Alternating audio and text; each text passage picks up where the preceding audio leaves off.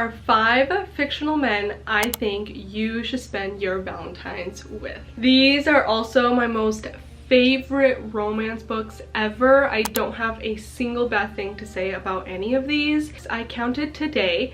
I have read 55 romance books, and these are 5 that I recommend for you to read and in my head are perfect. The first book that we're going to be talking about is a book that I literally just finished. Like 2 days ago I finished this book, and the fact that I have it on like the most perfect romance books pile is so awesome because I had such high expectations for this book and it did not disappoint whatsoever. This is The Flat Share by Beth O'Leary.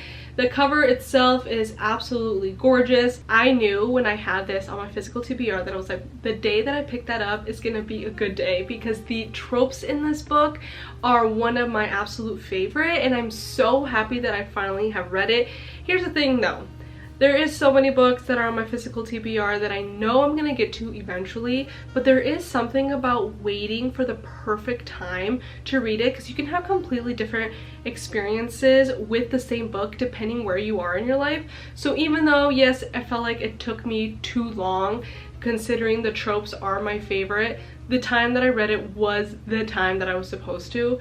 I can confidently say I rated this book a 4.75. I was thinking it was gonna be a 5-star, and maybe it still is. Something about me is after I finish a book, it takes a couple days for the rating to marinate. That's one thing about me, is I can tell you now it's a 4.75. By the time that I'm editing this video, it can be a 5-star. In a year from now, it can be a different score. I don't know. I feel like my ratings can change, but this is like a very high 4-star, if not a 5-star. In this book, we are following our main characters, Tiffy and Leon. And Tiffy is a book editor for like very niche books, like specifically crocheting DIY books, and that's her thing. She is a very like loud and expressive person where she doesn't really care what people think of her, the way that she dresses, like that's just who she is. And I honestly loved reading about a character that's so expressive in their clothing. And our MMC Leon is a night shift worker. He is like a caregiver. He works in a hospice, so he's basically has patients that are on their deathbed, and he is the person that is supposed to make them comfortable in their transition to health or to death. Also, one important thing about Leon is he is a night shift worker. So during the day he is sleeping, at night he is working, and he's trying to find some extra cash. So he ends up putting out this advertisement in search of a flat share person, and this is where Tiffy is brought into the story. Tiffy recently is broken up with a very toxic relationship, and she is needing to prove to herself and prove to her ex that she can get out, that she can get on her own 2 feet. Naturally, her friends are telling her that she can come move in with her. Why do you want to go and share a bed with a complete stranger? Like, you can come live with us. And she's like, no, I want to do this. Like, for her own dignity, she's like, I want to be able to prove to myself that I can be on my own 2 feet. Even though it's not the most ideal solution, sharing a bed with a complete stranger. Tiffy works a normal 9 to 5. She is working, and when she's working, Leon is sleeping. And when she comes home from work, Leon is then going to work. So when one of them is sleeping, the other one is working. When one's working, the other one's sleeping, sort of situations. The angst in this book was one of my favorites. I loved that it was a slow burn. We didn't even really see the characters interact face to face. I think like 50% way through the book, maybe even 60. I think the characters didn't even see each other face to face. I think like 50% way through the book, and I absolutely loved it. The whole note sharing thing that the 2 main characters were doing was absolutely adorable. What they would do is they would share like whatever was on their mind, or say if there's leftovers in the fridge. Of course, like in the very beginning it was just like very sparse, but then throughout the book there's more and more notes being left throughout the house, and that's their main source of communicating with one another, is through the notes around the house. Like, and yes, they have each other's phone number, but they don't even text each other. It's all through these notes that are like filling up the walls in the apartment, and I absolutely loved that aspect. And I knew going into the story that it was going to be a forced proximity and that they weren't ever going to see each other sort of thing, because it says it in the synopsis. So going into the story, I knew that the angst was gonna be there. The romance was actually believable. That's one thing about these romance books, is sometimes the romance doesn't really hit, doesn't really feel like the characters actually love each other, and in here they do. I feel like they genuinely love each other for who they are and their weird quirks and the way that they act. Another big thing about this story is the ex is a heavy topic, and it can be annoying. I can see it be kind of repetitive, but I think the whole like development of personal growth was extremely important, and even though the ex was brought up a lot, I felt like it was for the greater good of our main character Tiffy. I feel like there's been books where they talk about how they had a really horrible ex-boyfriend and then they don't really do any personal growth, where in this book she literally goes to counseling and tries to work on herself before she then goes into another relationship. It actually showed real life scenarios where it's not so easy to just have a fresh start with someone new, and I really loved this book. I loved the character development. I loved the talk of like mental health, and our two main characters were just extremely likable, and the friends, and specifically Leon's brother, was a really cool like plot or topic in the book as well, and I really enjoyed this book. I would highly recommend for you to pick it up. Now I can get like really ahead of myself and talk for 20 minutes about this book, but I'm gonna try really hard not to. The next book I want to talk about is 1,000 Boy Kisses. This is by Tilly Cole. This is my most favorite YA romance book I have ever read. I have not had a book top this one. If you are in a mood to cry and be devastated and be really sad on Valentine's, then this is a book for you to pick up. When I tell you I read this book, it's 2025 now. Is that like 4 years ago now? And I still think about this book. I still get so excited to talk about it because it is a book that has been etched into like my brain and my heart. I absolutely fell in love with this book, and even though it's been many years, the love has not faltered. This is a book that has genuinely made me cry and sob, and I have yet to have a book do that. And it's kind of bad because whenever I pick up a book thinking it's gonna make me cry and it doesn't, I like dock a star, because I'm like, how dare you not make me cry, because I know that there's books out there that can do that. It's kind of bad. Like, I have this on a really high pedestal in my brain without even thinking about it, because whenever I pick up a book that's supposed to break my heart and it doesn't, I'm like, but you're not 1,000 Boy Kisses, you're not, it's just not the same. No book has topped this one in my brain and my heart. Now, I know this book isn't for everyone because it's such a heavy book. It's so sad. But when you want to cry and you want to have a good cry, this is going to do that for you. I may reread it to feel something again because I haven't had a book top this one, and maybe I just have to reread it instead of searching for another book. This is a YA book. We are following 17-year-old Rune and Poppy, and it's based in Georgia. So this is one boy, one girl, a bond that is forged in an instant and cherished for a decade. I have never read about two characters who are so utterly in love. Like, I have never read such like a deep rooted love before, and this is what that book is. It says, a bond that neither time nor distance can break, a bond that will last forever, or so they believe.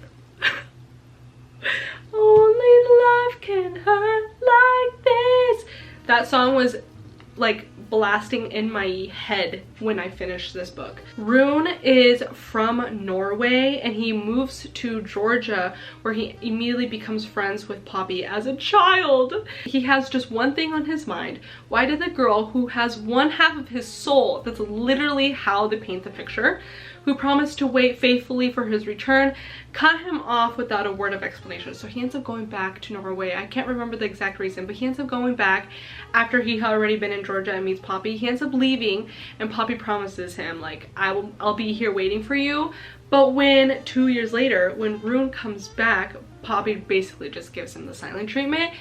And when he discovers the truth, he finds that the greatest heartache is yet to come. I'm getting stressed just thinking about this book because I The way it just completely took over me is the reason why I am just going to put this into your face and say, please read this. And I think this is probably one of the best books you can pick up during the Valentine's season if you're wanting to feel pain. The next two books that we are going to be talking about, it is Flawless and Heartless by Elsie Silver. The way that I have two books from a series, the only two books from the series that I read, in my top romance books list is insane. The way that Elsie Silver has immediately become one of my favorite authors. These are one of my favorite books. This was my favorite book that I read in 2024. This is my most favorite romance book ever. So we have to talk about it in today's video. In this book, we are following Rhett Eaton, and he is a very famous bull rider. So Rhett naturally has a management because he's so famous. He needs a management company to work with him. So the person who owns that management has a daughter named Summer. So Rhett Eaton's like management boss tells him that you are going to be having my daughter work with you for the next few weeks, few months, I think it was just the summer, to help you clean up your image. Kind of just teaching him how to talk to the cameras and just how to talk to people and just have like a good public persona. So that's where the story takes place, is both of these characters are having to work together when they don't genuinely really want to. So there's a little bit of a grumpiness to it, especially Ray. He's like, I think this is ridiculous that I need someone to babysit me. I'm a grown man. But Summer's also like, I don't want to do this either, but this is the first time that I've been given a real good big position after finishing college, and I'm gonna listen to my dad. We're like thrown into the story of meeting all of the brothers, the dad, the farm, exploring the farm, getting a good idea of where we're going to be throughout the rest of the series. And the romance immediately became my favorite, and the spice became my favorite. This book also immediately became like my favorite family to read about. I knew going into this that I was very excited to read about cowboys, but while I was reading it, I was like, I am very happy to be reading about cowboys. The whole like championship competition thing of bull riding, how it became suspenseful at times, where when you read about our main character being a bull rider, it's the best romance book that I had read. And then I picked up the second book and I was like, this is the best romance book I have ever read. In this book, our main character is a single dad. His name is Cade. He has a little boy named Logan, I believe. But Cade Eaton is 13 years older than the FMC, and I was hesitant because I don't really care for age gap romance books, but this one completely changed my mind on that. In this book, Cade is the oldest brother out of 4, and their mother passed away when they were really young, and Cade felt like he had to grow up and be kind of like the second parent, be the oldest sibling, and do all the cooking and the cleaning and the house chores. And now that he is a grown man, like 20, let's say 15 years later, not a single thing has changed about him, where he feels like all of this like responsibility is on his shoulders. And on top of that, he's a single dad. So he's like, okay, this summer I'm going to be extremely busy.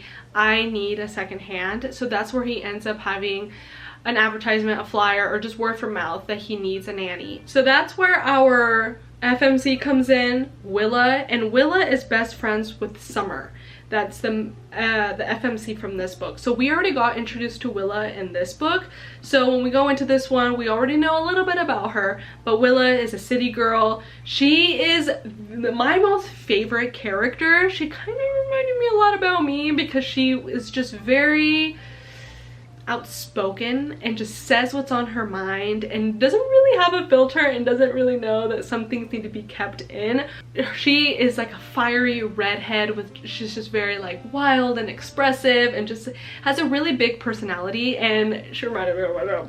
I loved reading about Willa and like reading that it is okay that you can speak your mind and say what's wrong. I can literally make an entire 25-minute video being like, a romance book I think you should read during Valentine's Day, and it would solely be this one. The romance was my most favorite. The spice in this book was my absolute favorite. I thought when this one, I was like, okay, I love Spice. I thought for a moment I didn't care for it anymore. And then I read this one. I was like, okay, Spice, I see you. And then I read it in this one and it went to a whole other level. I love the spice that is in this book. It is my favorite. I think Elsie Siller writes the best like spice scenes, the best men. She literally writes the best men ever. If you don't have anyone to spend Valentine's with and you need someone that is going to like make you swoon, you need to pick up either of these books. Oh my gosh, Kate Eaton is my favorite book boyfriend. So like I said, I kind of completely went off topic. Cade is needing a second hand. He has so much on his shoulders.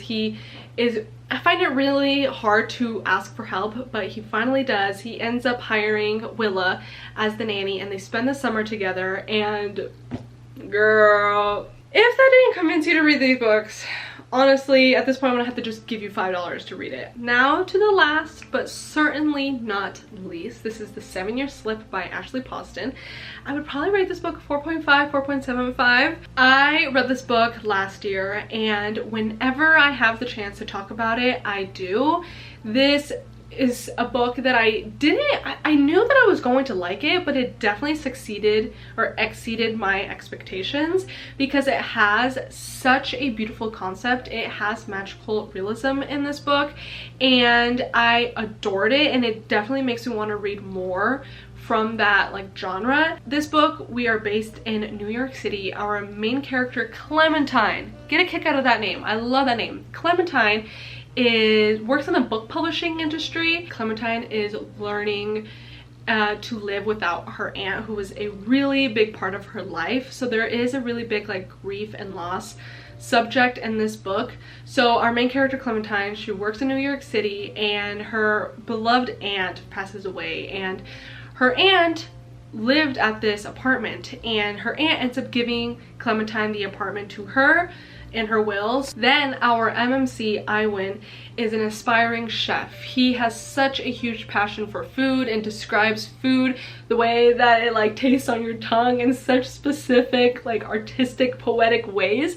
Literally have never read about someone describe chocolate in another way before, but he is just so passionate about becoming a chef and he is willing to do anything that it takes. He gets a job as a dishwasher and he is trying to make his way up to become a chef. Then there's this time travel where 7 years go by and it's all in this apartment and they have absolutely no control. Clementine has no control over when it happens, and so 7 years ago in the past is when Iwan was staying at the aunt's apartment while the aunt was on this vacation with Clementine. So when Clementine is present time living in this apartment trying to learn how to live without her aunt, when she opens the door at times, Iwan is there and